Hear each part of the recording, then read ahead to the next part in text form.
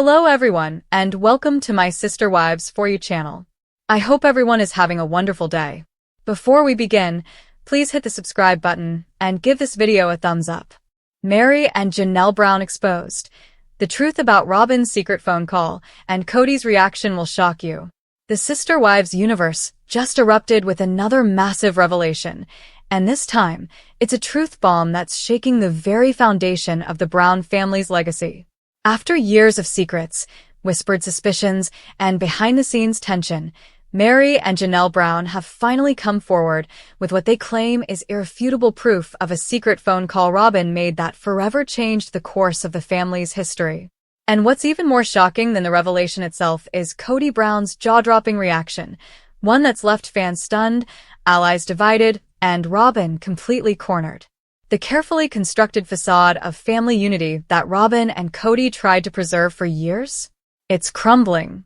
And now, with Meri and Janelle boldly breaking their silence, the truth is no longer buried.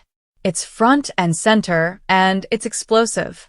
For months now, rumors have swirled around a cryptic phone call made by Robyn in the early days of the family fallout. At the time, it was brushed off as irrelevant, just one of many moments of emotional chaos in the wake of Christine's departure and the unraveling of Kody's plural marriages. But according to Meri and Janelle, that call wasn't just a passing moment. It was a pivotal act of manipulation, made behind everyone's back and intended to protect Robyn's status in the family while quietly pushing the other wives further out. And now, in a stunning interview segment filmed during a never-aired tell-all that's recently leaked online, Meri and Janelle have finally revealed the full story, dates, content, and chilling intent included. Here's what they claim. Several months before Christine officially left the family, before Janelle began distancing herself emotionally, and before Meri was completely cut off, Robyn made a secret call to Kody's financial advisor, a man known only to the inner circle of the family. At the time, the Brown family's shared assets, land at Coyote Pass, and business accounts were still tangled in a web of unity, meaning every wife had a legal and financial stake in the empire. But according to Meri and Janelle, Robyn called the advisor alone, requesting clarification on how to shield her own assets and children's future in the event that the family broke apart.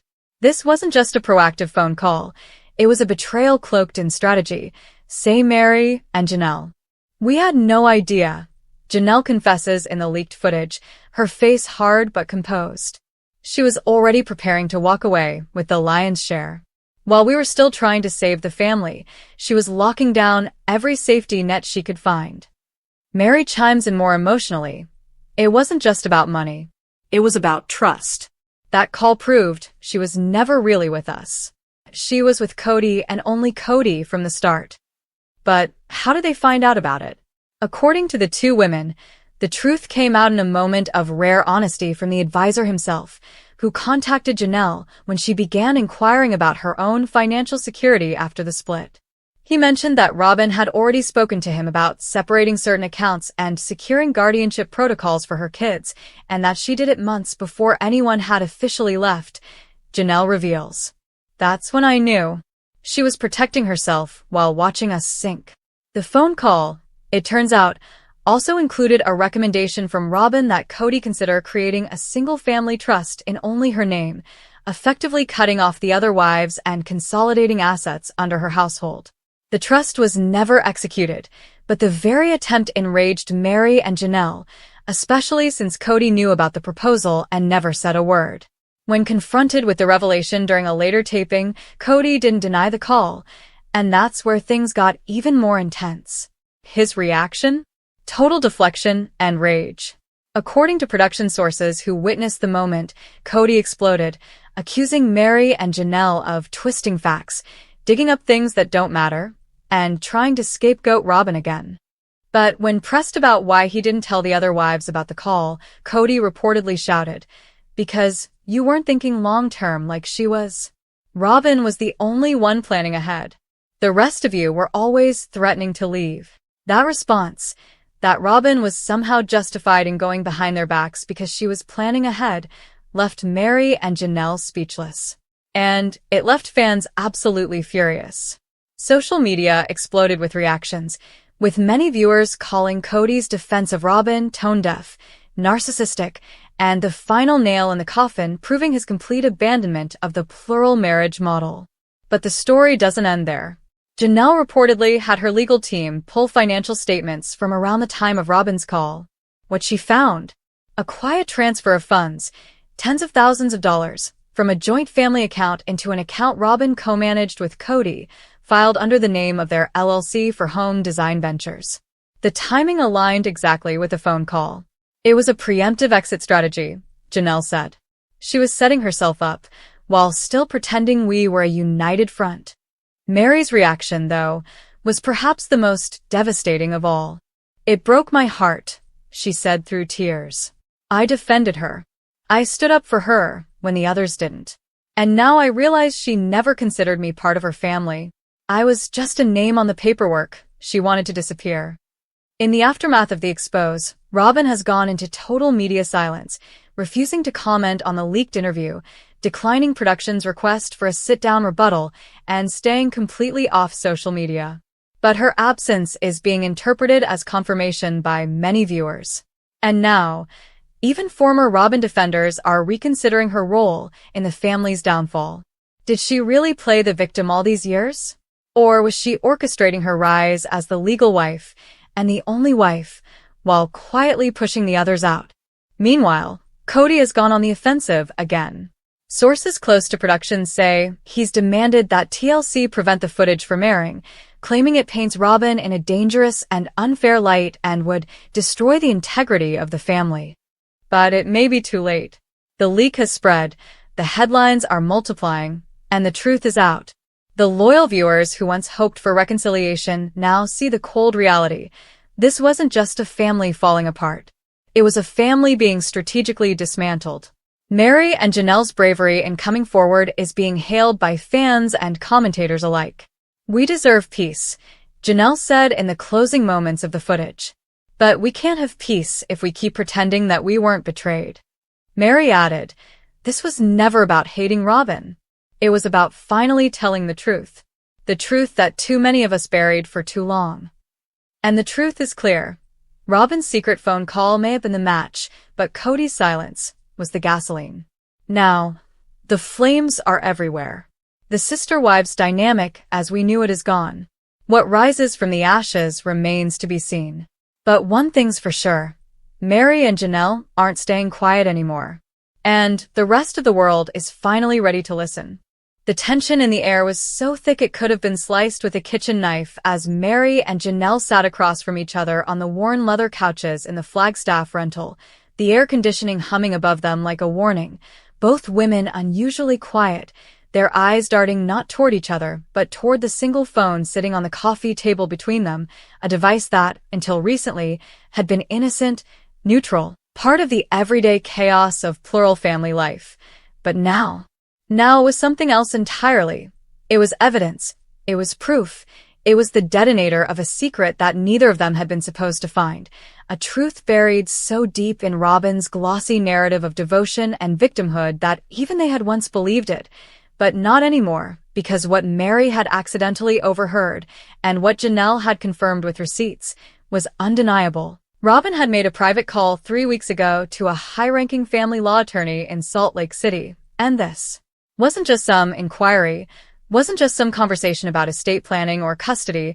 It was a negotiation, a preemptive move, a discussion about how to legally protect herself and only herself in the event that the Brown family fully dissolved. And the worst part? She had done it behind everyone's back, including Kody's, and now, after years of pretending to be the peacemaker, the loyal one, the last wife standing, Robyn had made a move that proved what Meri&Janelle had long suspected but never said aloud, that Robyn had been playing a longer, more calculated game all along, and as Janelle leaned in, her voice low but electrified with fury, she said, "I cross-checked the number. Twice. It's her, Meri, and that's her voice on the voicemail." And Meri, fists clenched, blinked back the mixture of betrayal and bitterness she'd tried to bury for years.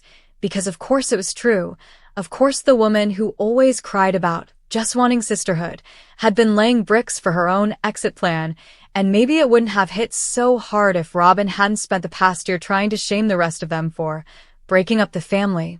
If she hadn't told Suki during interviews that she was the only one still fighting for plural marriage, if she hadn't told Kody that Meri and Janelle were pulling away when she herself was drafting her own legal freedom under the table, and now that they knew, now that there was a time-stamped call, a voicemail saved, and even a half-written divorce asset breakdown scribbled in the back of Robyn's planner. Yes, Janelle had seen it when Ari left it open on the kitchen counter. They couldn't stay silent, not anymore. And so they did something they'd never done before. They confronted Kody together.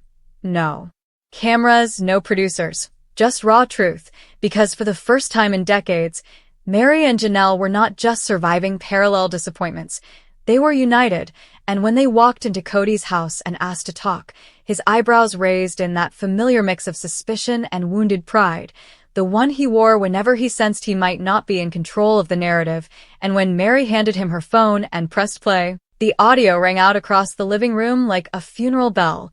Robyn's unmistakable voice sang, "I just want to make sure everything would be fair in the split. I mean, I have 5 kids.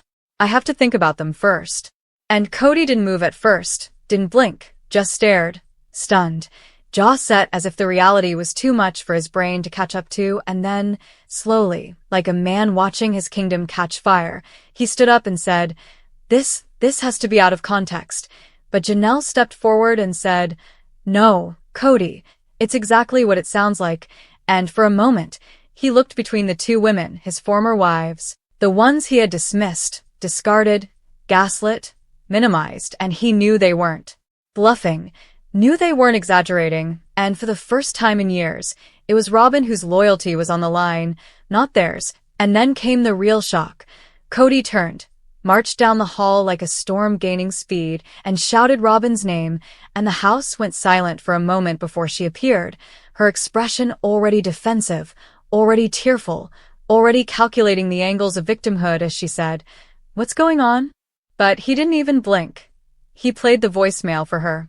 Right there, and when the words hit the air, Robyn froze, eyes wide, face draining of color, and for the first time since she'd joined the family, she was cornered, truly cornered, and her voice cracked as she said, "I didn't mean it like that. I was just scared."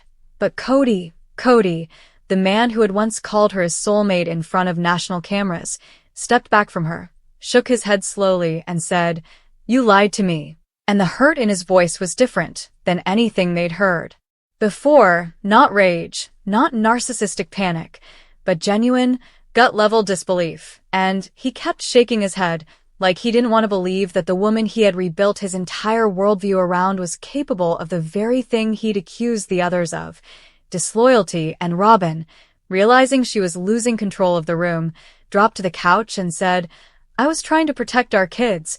But Janelle snapped, "All of our kids should have been protected, not just yours." And Meri, voice shaking but firm, added, "You told me I was abandoning the family, Robyn, when I was just trying to survive." And suddenly the house that had once felt like Robyn's private palace now echoed with a truth too loud to drown out, and Kody, pacing now, rubbing his temples, muttered, "What the hell have I done?" And for the first time, he wasn't talking about the other wives, wasn't blaming Christine or Janelle or Meri or even the cameras. He was looking at Robyn and seeing clearly for the first time in over a decade, and what he saw scared him. And when he sat down, face in his hands, neither Meri nor Janelle spoke because they didn't need to. Truth had done its job, and Robyn, tear-streaked and stunned, finally whispered, "I didn't think I could trust anyone but you." And Kody looked up and said, "But you didn't trust me either." And the room fell into a silence so thick, so heavy, it was like grief had physically entered the space, because what had been exposed wasn't just a phone call. It was a decade of manipulation, of martyrdom, of one woman convincing a man that everyone else was the problem, only to be revealed as the architect of her own exit strategy. And now, as the sun set outside the window and the Browns sat in the ashes of their unraveling, one thing was finally, irrevocably, clear. The truth had been set free, and none of them would ever be the same again.